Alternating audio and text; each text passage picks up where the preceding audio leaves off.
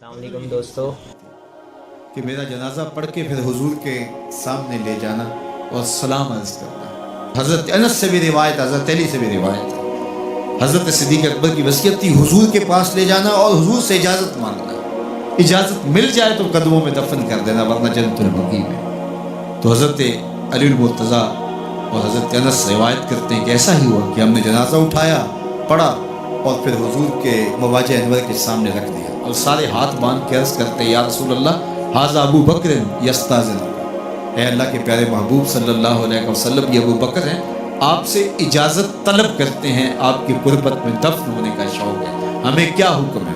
تو اس وقت حجرہ عائشہ تھا، یہ گنبد خضرا نہیں بنا ہوا تھا، صرف حجرہ تھا، اس کو تالا لگا تھا، چابی حضرت عائشہ کے پاس ہوا کرتی تھی رضی اللہ تعالی عنہ، تو تالا لگا ہوا تھا اور لوگوں نے رکھ کے یہ عرض کیا، تو پھر کیا ہوا کہ وہ تالا خود بخود کھلا، پھر کنڈی بھی خود بخود کھلی، اور پھر جو دروازہ تھا وہ خود بخود کھلا اور اندر سے آواز آئی اوصل الحبیب الی الحبیب لأن الحبیب الی الحبیب مشتاق، یار کو یار سے ملا دو، یار تو پہلے یار کا انتظار کر رہا ہے۔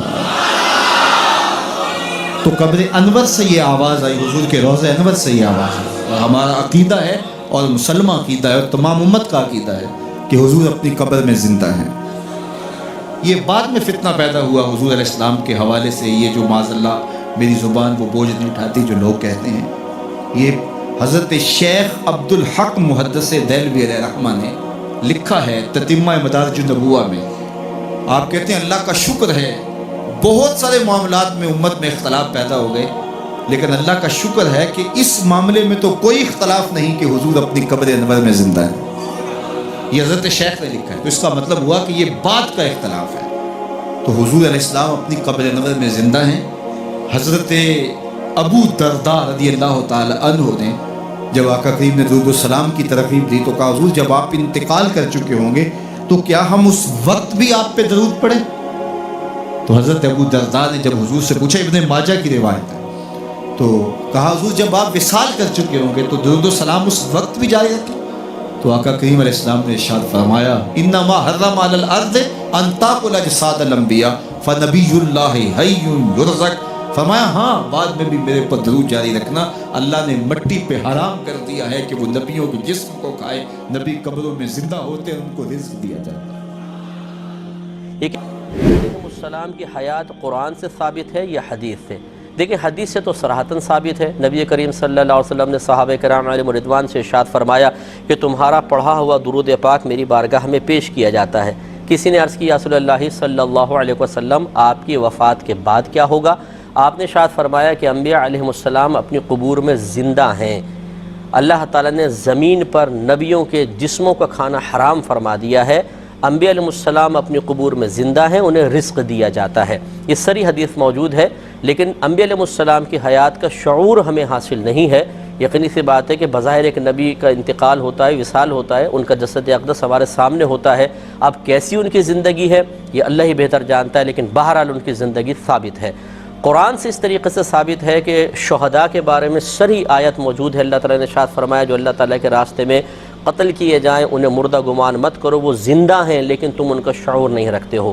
تو دلالت النص سے ثابت ہوتا ہے، جس کی وضاحت پھر کبھی کر دوں گا، آسان الفاظ میں سمجھ لیں کہ اگر نیچے درجے والوں کے لیے کوئی حکم ثابت ہو جائے تو اوپر درجے والوں کے لیے بدرجہ اولا ثابت ہو جائے گا۔ تو جب شہید کی حیات ثابت ہوئی تو پھر انبیاء علیہ السلام کی حیات بدرجہ اولا ثابت ہو جائے گی۔ جیسے مماتی کے بارے میں سمجھا دیں، میں نے بیان کیا تھا ایک ہوتا ہے خارش، اور جب وہ زیادہ ہوتی ہے تو بندہ کیا بن جاتا ہے؟ خرشیلا۔ تو جو ہمارا عقیدہ ہے وہ میں بتا چکا ہوں، نبی صلی اللہ علیہ وسلم اپنی قبر میں برزخی حیات کے ساتھ زندہ ہیں، دنیاوی نہیں برزخی، اور وہ حیات ایسی ہے کہ اس کا آپ کے جسم اطہر سے تعلق ہے، اسی قبر سے تعلق ہے۔ اس حیات کو جسم سے بالکل الگ ماننا یہ غلط ہے، یعنی یہ کہنا کہ جسم کا اس حیات سے کوئی تعلق ہی نہیں ہے، یہ غلط ہے۔ بعض لوگ کہتے ہیں روح علیین میں ہوتی ہے، تو بھائی یہاں تو نہیں ہے، تو بھائی روح علیین میں ہوتی ہے مگر اس کا تعلق اس جسم سے ہوتا ہے۔ کیسے ہوتا ہے یہ جب مریں گے تو پتہ چلے گا، یہ برزخی باتیں ہیں، یہ اس دنیا میں ہمیں سمجھ میں نہیں آئیں گی۔ اتنا ایمان عقیدہ کافی ہے، اس سے زیادہ گہرائی میں جانا بولو بھائی غلط، پھر زیادہ گہرائی میں جائیں گے تو خام خام ہے۔ بس اتنا. اللہ نے کیا فرمایا شہداء کے بارے میں کہ وہ زندہ ہیں وَلَٰكِن لَا تَشْعُرُونَ, تمہیں شعور نہیں ہے. تو انبیاء کی زندگی شہداء سے بھی اعلیٰ ہوتی ہے. ظاہر ہے جب شہداء زندہ ہیں تو انبیاء زندہ کیوں نہیں ہوں گے, لیکن جیسے شہداء کی زندگی کا ہمیں شعور نہیں ہے تو انبیاء کی زندگی کا بھی ہمیں شعور نہیں ہے. اس سے زیادہ آگے نہ جائیں, اسی میں عافیت ہے. سمجھ رہے ہرگز مت کہنا ان کو کہ جو قتل ہو جائے اللہ کی راہ میں کہ وہ مردہ ہے. بل احیاء ولکن لا تشعرون, نہیں وہ زندہ ہیں لیکن تمہیں اس کا شعور نہیں ہے. ان الفاظ سے ایک بہت پیچیدہ مسئلہ حل ہوتا ہے. ہمارے ہاں اہل حدیث حضرات کا اور سنیوں کا بھی جھگڑا ایک ہے, اور سنیوں میں سے حنفی, دیوبندی بھی, بریلوی بھی, ان میں بھی جھگڑا ہے, اور دیوبندیوں میں بھی جھگڑا ہے. حیات النبی کا مسئلہ, حضور اپنی قبر میں زندہ ہیں تو کیا جیسے اس دنیا میں تھے ایسے ہی زندہ ہیں؟ یہ موقف ہے ہمارے بریلوی علماء کا بھی اور دیوبند کے بھی بعض علماء کا. لیکن اہل حدیث اور دیوبند جماعت کے بھی کچھ لوگوں کی رائے کہ نہیں, وہ برزخی زندگی ہے اور اللہ ہی جانتا ہے کہ وہ کیسی زندگی ہے. حالانکہ مسئلے کا حل کیا ہے؟ دیکھیے جو درجات ہیں انسانوں کے اہل ایمان کے, وہ 4 درجے ہیں.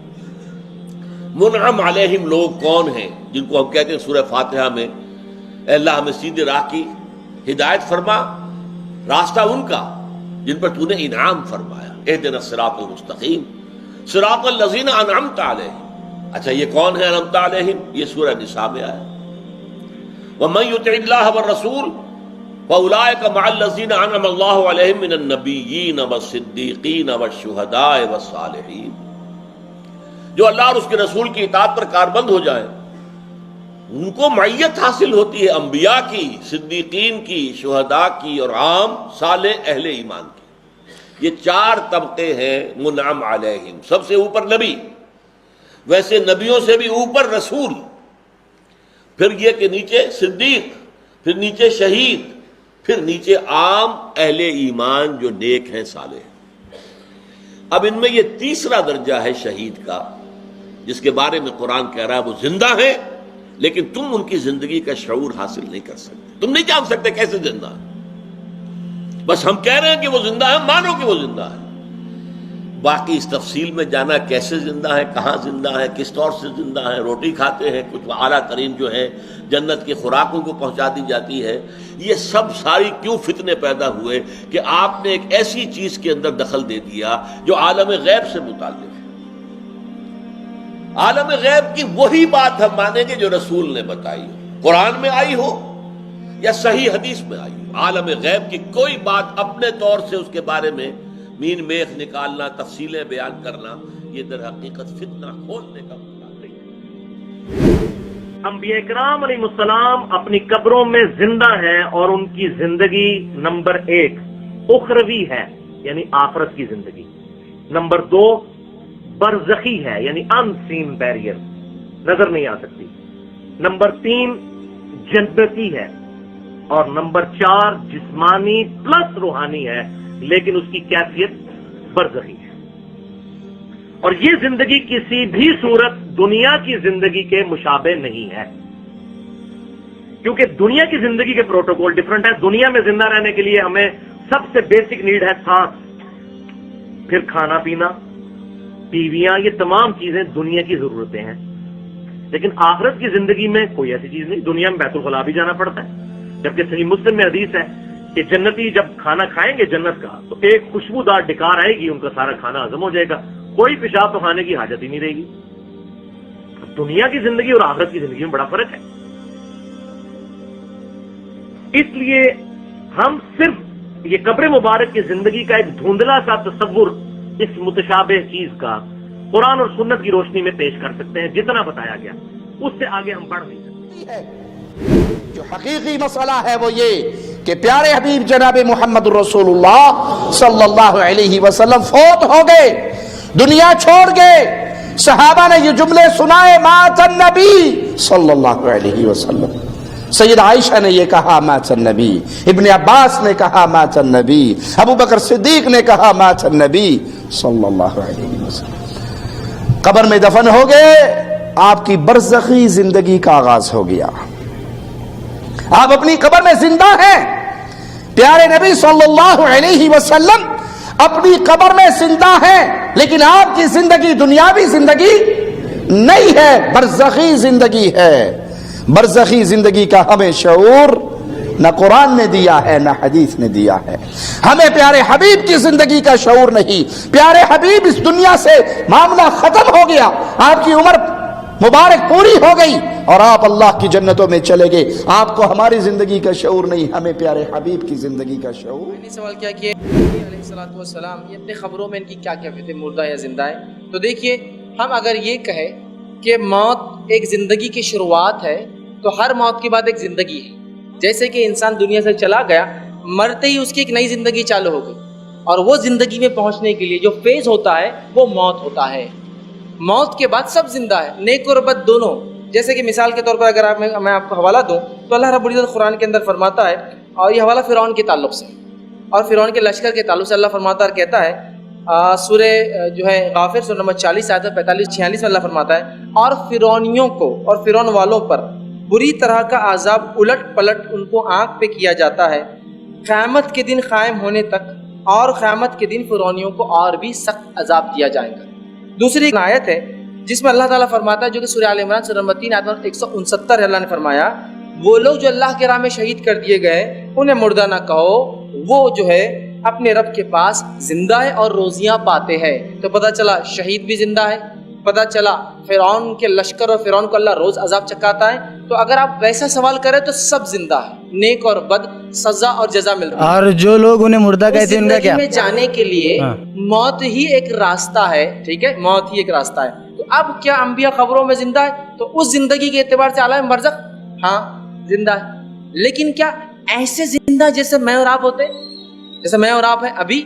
तो नहीं। अल्लाह ने कहा बल अहया वलाकिन ला तशउरून। आयत पे गौर कीजिए, वो जिंदा है लेकिन तुमको अकल नहीं कैसे जिंदा है, मतलब वो जिंदगी हमारी जिंदगी की जैसी नहीं है। तो हाँ वो जिंदा है, कैसे हम नहीं जानते, ठीक है, हम जानते नहीं। इस पर मैं वीडियोस पे रिएक्शंस दूंगा हर हवाले से, हर टॉपिक से, इस्लामी टॉपिक के हवाले से सब पे रिएक्शंस मैं आपको दूंगा, ठीक है। सब्सक्राइब तो चैनल को ज़रूर कीजिएगा। Thank you so much. अल्लाह हाफ़िज़।